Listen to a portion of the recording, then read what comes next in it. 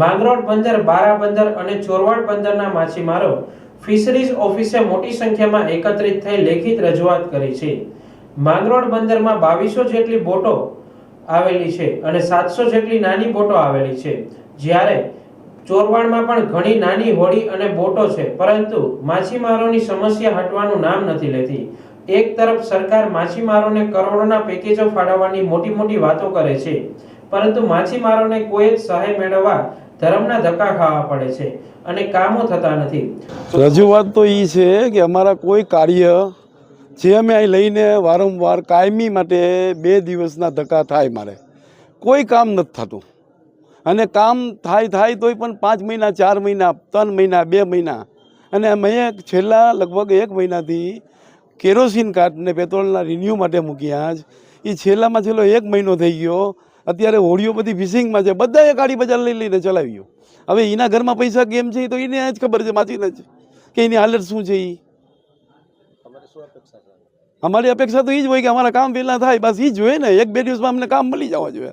આ મહિના દિવસની રાહ કોઈ જોવાની જરૂર નથી।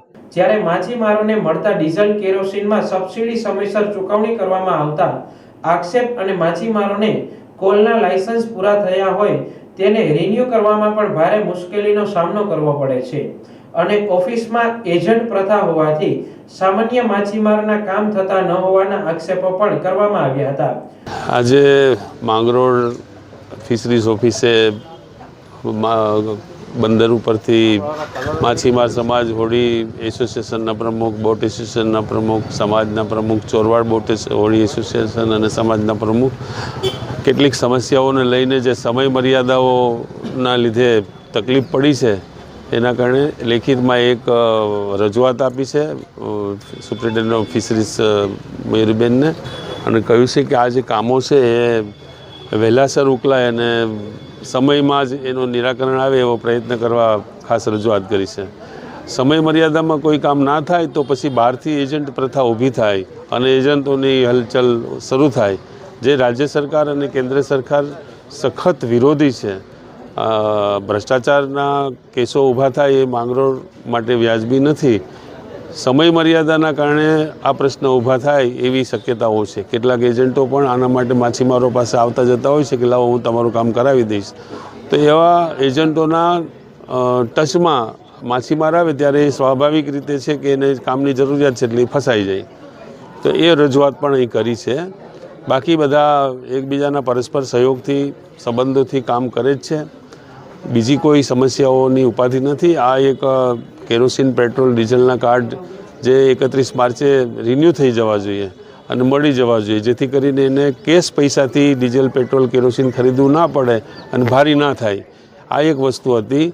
બીજી વસ્તુ હતી કે જે માછીમારો દરિયામાં મરણ થાય છે ત્યાં આપણે જે કુદરતી રીતે પણ મરણ થાય કે કિડનીના, લીવરના કે હાર્ટ એટેકના કે બ્રેન સ્ટ્રોકના કારણે, તો ત્યાં આપણે કોઈ મેડિકલ સુવિધાઓ તાત્કાલિક પહોંચાડી શકતા નથી। એ ફેસિલિટી જ દરિયામાં નથી, કારણ કે રસ્તા નથી, વાહનો નથી, એમ્બ્યુલન્સો નથી, કંઈ નથી।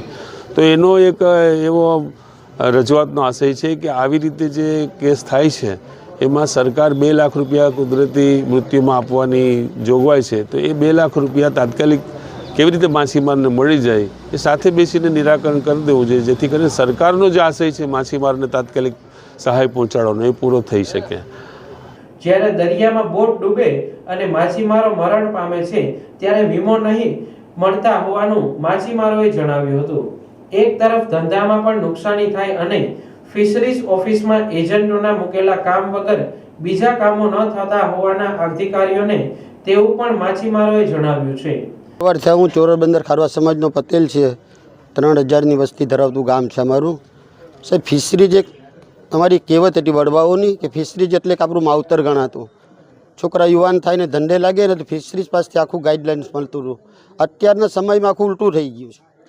અમારે એક સામાન્ય એક નાનું કામ લઈને બીજું એ ફિશરીઝમાં આવીએ ને તો સરસ મજાની જવાબ દે, પણ એ કામગીરીની કોઈ મર્યાદા નિમિત્ત હોય ને, આજે કામ આપણે સોંપ્યું ફિશરીઝના અધિકારીને તો છેલ્લા 1 વર્ષ સુધી કે 8 મહિના સુધી અમારે રાહ જોવી પડે।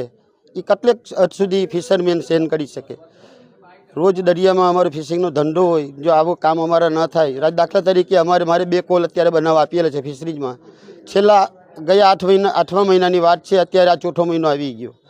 ત્યાં સુધી રજિસ્ટર કોલ અમને મળે નહીં. તમારે ફિશિંગમાં રજિસ્ટર નંબર સિવાય ફિશિંગમાં ફાઇબર લઈને જવું કઈ રીતે?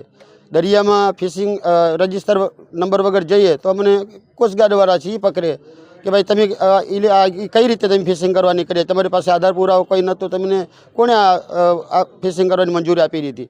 તો અમે એ રીતે રીબાતા રહ્યા જ છે સાહેબ. ટૂંકમાં અમે કહીએ તો એટલું જ કહેવાનું છે આપને કે અમે જે કામ લઈને આવ્યા ફિશરીઝમાં કે ભાઈ અમારા રજિસ્ટર કોલ બનાવવાનો છે, તો આજે ફાઇલ રજૂ કરી તો કેટલા સમયમાં અમને મળી જવું જોઈએ.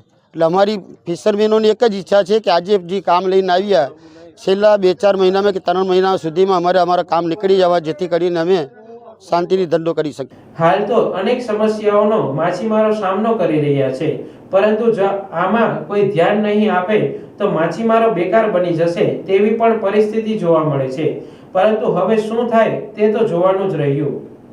માછીમારો દરિયામાં જાય, પોતાનું જાનનું જોખમ લઈને જાય, આખું કુટુંબ એને રાહ જોતો હોય, કુટુંબનો મુખિયા દરિયામાં હોય અને ડૂબી જાય, અકસ્માત થાય, તો એને તાત્કાલિક એના કુટુંબને સહાય મળવી જોઈએ. મોદી સાહેબ ખૂબ માછીમારોની ચિંતા કરે છે, તો અમારો એવો આશય છે કે ભાઈ એને પણ તાત્કાલિક સહાય મળવી જોઈએ.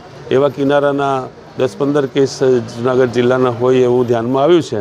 એની એક વાત કરી કે આ તાત્કાલિક કેવી રીતે થઈ શકે. એ ભારત સરકારનું જે બોર્ડ છે, નેશનલ ફિશરીઝ ડેવલપમેન્ટ બોર્ડ, એમાં સત્વરે રજૂઆત થાય તો ત્યાંથી પણ સહાય વહેલી વીમાની જે ભારત સરકારે માછીમારો માટે ચિંતા કરીને વીમો ઉતરાવ્યો છે એ વહેલી તકે મળે, આટલી રજૂઆતો હતી.